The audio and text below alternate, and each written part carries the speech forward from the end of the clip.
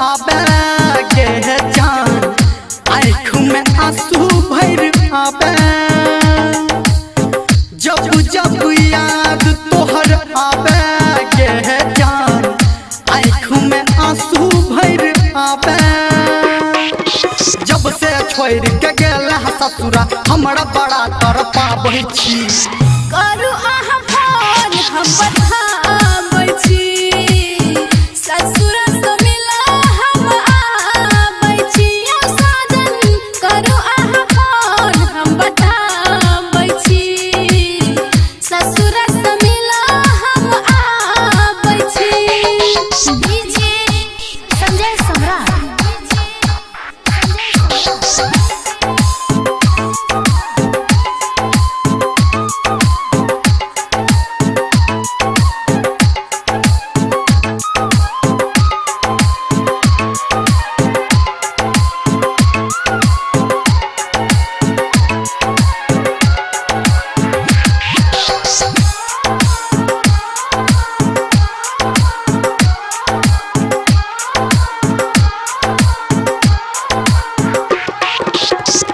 नाजुक बंधन तोड़ला तू टन टन, पायल छन कौला अपन पिया घर छन छन। की करबे मजबूरी छले ना। है नाजुक बंधन तोड़ला तू टन टन, पायल छन कौला अपन पिया घर छन छन। सपना में तू अपना बना के हमरा बड़ तरपाबै छी। करू अहाँ फोन हम बताबै छी, ससुर से मिला हम आबै छी।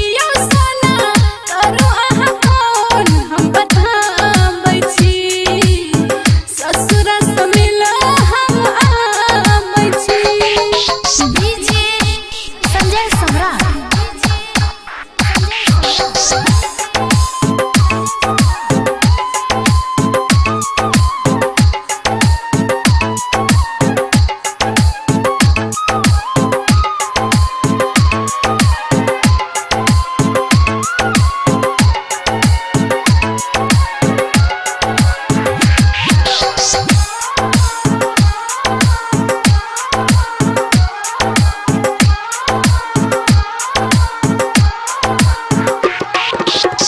भोरे बाजो कोइली तोरे सन बोली, जब से कहलौ रानी तोहर पिया घर डोली।